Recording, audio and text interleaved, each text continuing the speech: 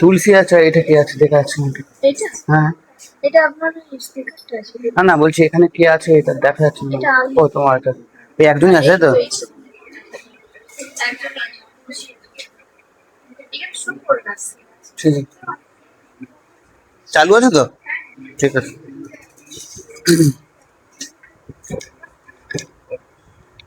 আচ্ছা, তোমাদের কি কাজ ছিল? আগের ক্লাস কে গেছিলে? কেউ তো ছিলে না।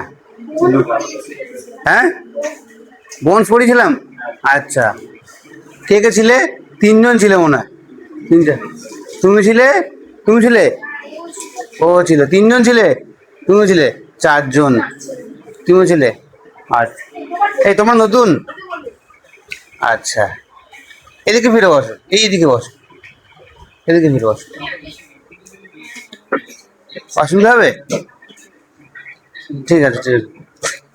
দেখো, তোমাদের বোনস পড়ানো হয়েছিল, একটু পড়িনি পড়ে না ওটা। যেহেতু কেউ ছিল না, যারা ছিলে তারা একটু অ্যান্সার দেবে। যেহেতু আগের দিনের রেকর্ডিং ক্লাসটাও হয়নি, কারণ হচ্ছে কারেন্ট ছিল না, মনে হচ্ছে অফ ছিল। ঠিক আছে, নতুন, একদম নতুন তোমরা দুজন? আচ্ছা, তুমিও? আচ্ছা, আর কে আছে নতুন? তুমি আছো। আচ্ছা, তোমার নাম কি? আচ্ছা, ঠিক আছে, পরে দেখুন হচ্ছে।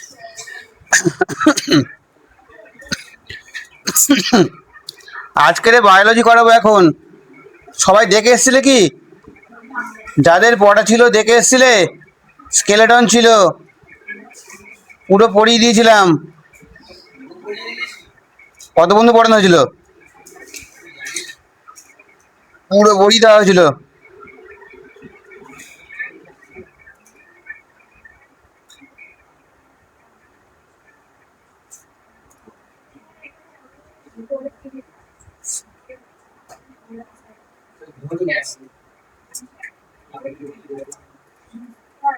মন দিয়ে শুনবে, কেউ কোনো কথা বলবে না। যেটুকু শুনবে মন দিয়ে শুনবে, কোনো কথা বলবে না। ঠিক আছে, দেখো, তোমাদের কঙ্কালতন্ত্র পড়ানো হচ্ছিল। কঙ্কালতন্ত্রকে ইংরেজিতে স্কেলেটন বলা হয়। ঠিক আছে, কঙ্কালতন্ত্র পড়ানো হচ্ছিল, কঙ্কালতন্ত্রকে কিছু বলা হয় ইংরেজিতে স্কেলেটন বলা হয়। যারা যারা উপস্থিত ছিলে আগের ক্লাসে তারা মন দিয়ে শোনো, একটু রিভিশন হয়ে যাবে, যেহেতু অনেকে ছিল না আমি রিভিশন করিয়ে দিচ্ছি আরেকবার। আর তার সঙ্গে আজকে সেন্স অর্গান পড়াবো, আমাদের পঞ্চ ইন্দ্রিয়টা পড়াবো আজকের। প্রত্যেকটা পার্টস ধরে ধরে পড়াবো, যার যেখানে অসুবিধা হবে আমাকে স্টপ করে জিজ্ঞাসা করবে মাঝখানে, ঠিক আছে? কোনো অসুবিধা নেই, ঠিক আছে? আমি যে জিনিসটা পড়াচ্ছি বুঝিয়ে নেবো, তারপরে জিজ্ঞাসা করবে, ঠিক আছে? কিন্তু জিজ্ঞাসা করবে, কেউ লজ্জা পাবে না, ভয় পাবে না। তোমরা বেশি লজ্জা পাও তো, ঠিক আছে, যে ও পারছে আমি পারছি না কেন।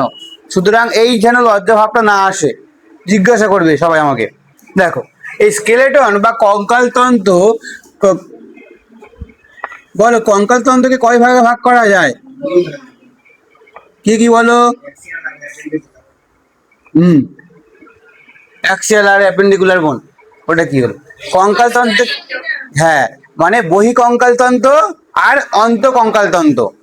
দেখো, সবাই যেটুকু বলে রাখছি, যে বোর্ডে যখন করাচ্ছি লিখবে না, জাস্ট ভালো করে শুনবে, বুঝবে।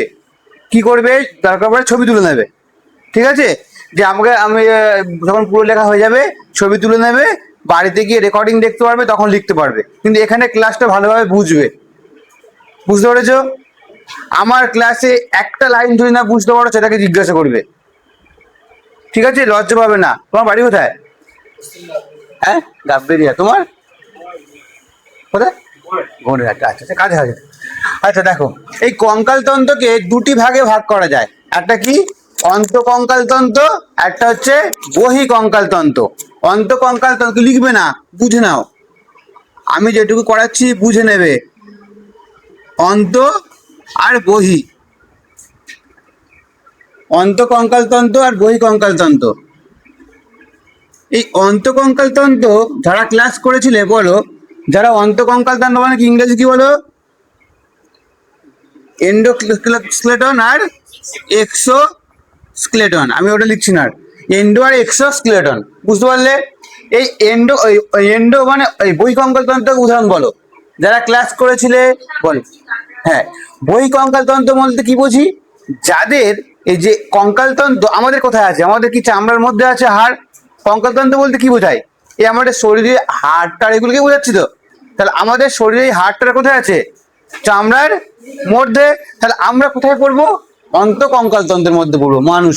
মনুষ্য প্রজাতি অন্তঃকঙ্কাল তন্ত্রের মধ্যে পড়বে। কিন্তু বহিঃকঙ্কাল তন্ত্রের মধ্যে কারা কারা পড়বে? সব থেকে ভালো উদাহরণ কি? কাঁকড়া। বাইরে কি? পুরো তো কঙ্কালটা বাইরে, তাই তো। তারপর কি? কচ্ছপ। কচ্ছপটা পরে আসছি। আর বহিঃকঙ্কাল তন্ত্রের মধ্যে আসছে কি? আমরা সব থেকে প্রথমে আসছে বলছি কাঁকড়া।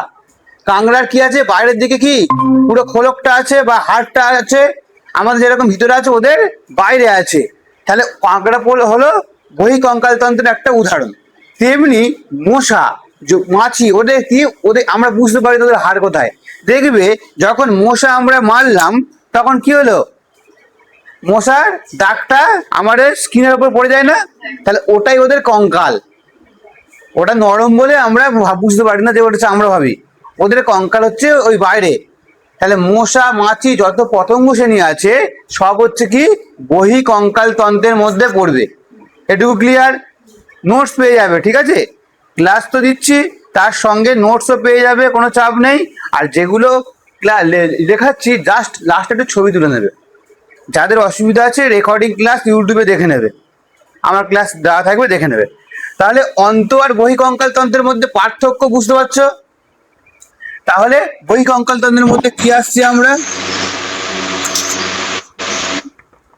কাঁকড়া, মশা, মাছি, যেগুলো সব হচ্ছে পতঙ্গ শ্রেণীভুক্ত। আর অন্তঃকঙ্কাল তন্ত্রের মধ্যে কি আমরা আছি? মানুষ, সমস্ত পশু প্রজাতি যা আছে, মানুষ, ঘোড়া, ভেড়া, ছাগল, সব হচ্ছে কি অন্তঃকঙ্কাল তন্ত্রের মধ্যে পড়ে। এখানে জাস্ট কিছু বোঝার নেই। এবারে একটা জিনিস একটু মনে রাখবে, যে একটা উদাহরণ হচ্ছে কচ্ছপ। কচ্ছপের দেখবে, কচ্ছপ একটা জিনিস কি হয়, অন্ত এবং বহিঃকঙ্কাল তন্ত্রের একটা উদাহরণ হচ্ছে কচ্ছপ। কারণ দেখবে কচ্ছপের শরীরটা কিসে ঢাকা? কঙ্কালে ঢাকা, কিন্তু গলার ধারটা কি? আগে চামড়া আছে, ভিতরে মায়া আছে, হাড় আছে। তাহলে কচ্ছপ এমন একটা এর উদাহরণ যার অন্ত এবং বহিঃকঙ্কাল তন্ত্র দুটোই আছে ওর মধ্যে। এটুকু ক্লিয়ার? তাহলে অন্ত বহি এবং অন্ত বহি দুটোই আছে এমন যদি উদাহরণ বলে তোমরা আশা করি পারবে, অসুবিধা নেই তো? আচ্ছা, এটুকু ক্লিয়ার। এবার চলে আসো, এবারে আমরা পুরো আমাদের এই যে অন্তঃকঙ্কাল তন্ত্রের উপরে যেসব এগুলো আছে বা বোনস, আমাদের বোনস নিয়ে আলোচনা করব, মানুষের হাড় নিয়ে আলোচনা করব, ঠিক আছে? যাদের ছবি তোলার দরকার আছে এটুকু তুলে নিতে পারো, ক্যাপচার করে নিতে পারো, এটুকু। এখানে আর কিছু নেই, আমি নোটস দিয়ে দেবো, চাপ নেই। নোটসও দিয়ে দেবো, যাদের যদি মনে করো ছবি তোলার থাকে ছবি তুলতে পারো। মুছে দিচ্ছি। আচ্ছা, এখানে লিখি বোনস। এবার বোনস বলতে কি বুঝি বলো? আমাদের যে হাড়, আমাদের হাড় কি দিয়ে তৈরি? আমাদের বোনস বা হাড় কি দিয়ে তৈরি?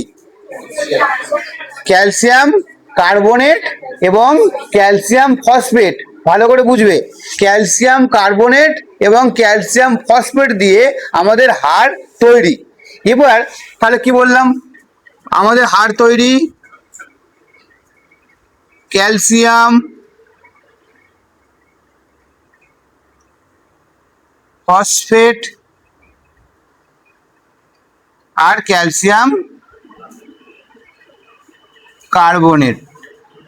পরীক্ষায় খুব দেয় যে আমাদের বোনস কি দিয়ে তৈরি? ক্যালসিয়াম ফসফেট আর ক্যালসিয়াম কার্বনেট। আচ্ছা, তুমি বলো ক্লাসে ক্যালসিয়াম কার্বনেটের কাজ কি? ক্যালসিয়াম কার্বনেটের পরিমাণ আমাদের শরীরে বেশি থাকলে কি উপকার হবে? হাড় মজবুত হবে। ক্যালসিয়াম কার্বনেট কত শতাংশ থাকে? দেখো, ক্যালসিয়াম কার্বনেট 40% থাকে আর ক্যালসিয়াম ফসফেট থাকে 60%। এই যে যার ক্যালসিয়াম কার্বনেটের পরিমাণ বেশি থাকবে তার হাড় ততই মজবুত, শক্ত হবে, ঠিক আছে? এটুকু বুঝতে পারছো? আর ক্যালসিয়াম ফসফেটের পরিমাণ বেশি থাকলে কি হবে? পুড়ে যাবে তাড়াতাড়ি। ফসফেটের শরীরে ফসফেটের পরিমাণ বেশি থাকলে তারা তাড়াতাড়ি পুড়ে যায় সেই হাড়। মানে কেমন, আগেকার দিনে কি হতো, এখন তো সব ইলেকট্রিক চুল্লিতে মানুষের পোড়ায়, আগে যে কি করতো, কাঠে পোড়াতো, এখনো কিছু কিছু পোড়ায় কাঠে। ধরো মানুষ মারা গেল, যদি তার হাড়ে সেই ভদ্রমহিলা বা ভদ্রলোকের যদি হাড়ের মধ্যে ফসফেটের পরিমাণ বেশি থাকে, তাহলে সে তাড়াতাড়ি সহজে পুড়ে যাবে। আমরা কি বলি, পুড়ে যাবে মানে সে তার পুণ্যের কাজ করেছে, বলি তো আমরা পুণ্যের কাজ করেছে, লোকটা তাড়াতাড়ি পুড়ে গেছে। আর কেউ যদি না পড়ে দেখ বলবো কি এ মানে খুব পাপ কাজ করেছে। তাহলে অ্যাকচুয়াল কারণ কি, আমাদের ক্যালসিয়াম ফসফেটের পরিমাণ বেশি থাকলে তাড়াতাড়ি জিনিসটা পুড়ে যাবে, হাড়টা তাড়াতাড়ি পুড়ে যাবে, তাহলে মানুষ তাড়াতাড়ি পুড়ে যাবে, ঠিক আছে। আর ক্যালসিয়াম কার্বনেটের পরিমাণ বেশি থাকলে হাড় মজবুত হবে। পরীক্ষায় দেয় যে হাড় কি কি দিয়ে তৈরি, কত পার্সেন্টটা ও মনে রাখবে, ঠিক আছে। এবার এই পার্সেন্টেজটা গড় এভারেজ ধরা হয়েছে, কারোর বেশি থাকতে পারে, কারোর কম থাকতে পারে। অনেক দেখবে তোমরা মাঠে ফুটবল হয়তো খেলতে গেছো, খেলো তোমরা হয়তো, দেখবে কারোর রোগা ছেলে কিন্তু মানে পা খুব মজবুত, তুমি তার পায়ে মারলে তোমার পায়ে লেগে গেল, এরকম হয়। তার মানে কি, তার ক্যালসিয়াম কার্বনেটের পরিমাণ বেশি, তার হাড় মজবুত। আমাদের পাড়ায় আমাদের এখন একজন আছে, দেখলে তো মনে হবে না, মানে মনে হবে তুমি তোমার গায়ে ঢাকা লাগলে সে পড়ে যাবে, কিন্তু হাড় এত মজবুত, ওর পায়ে মানে আচ্ছা আচ্ছা দিগ্গজ ছেলেরা যদি পায়ে মারে, মানে শরীর আছে তাদের মোটামুটি, তার মানে লেগে যাবে পায়ে, যার হাড় এত মজবুত, তার মানে তার ক্যালসিয়াম কার্বনেটের পরিমাণ বেশি, ঠিক আছে। যার ক্যালসিয়াম কার্বনেটের পরিমাণ কম থাকবে কি হবে, হাড় সহজে ভেঙেও যেতে পারে। বুঝতে পারলে? বুঝতে পারলে তো? আচ্ছা, বাচ্চাদের কি দেওয়া হয়, দেখবে বাচ্চা যখন, একটা শিশু যখন জন্মালো তখন তার 12 মাস মানে 1 বছর বয়স পর্যন্ত D3 খাওয়া হয়। ডি থ্রি থেকে কি পাই, ডি থেকে কি পাই, ভিটামিন ডি থেকে ক্যালসিয়াম পাই।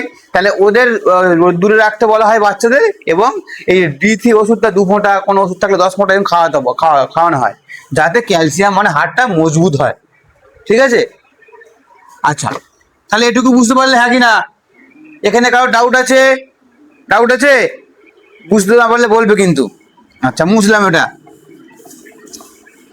যেখানে ডাউট থাকবে পুরো বোর্ড ওয়ার্ক করার পরে যদি না বুঝতে পারো সেখানে জিজ্ঞাসা করবে, কোনো লজ্জা পাবে না, লজ্জা পেলে গন্ডগোল।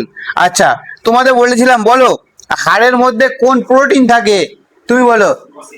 হ্যাঁ, অসিন নামক প্রোটিন থাকে, হাড়ে এক ধরনের প্রোটিন থাকে, সেই প্রোটিনটার নাম কি, অসিন। তাহলে হাড়ের মধ্যে যে প্রোটিন থাকে, হাড়ের মধ্যে প্রোটিন থাকে, তার নাম অসিন। অসিন নামক প্রোটিন থাকে, পরীক্ষায় বারংবার দেয়, হাড়ের মধ্যে কোন প্রোটিন থাকে, অসিন নামক প্রোটিন। আর একটা উদাহরণ বলে দিই, যে আমাদের চুল আর নখের মধ্যে এক ধরনের প্রোটিন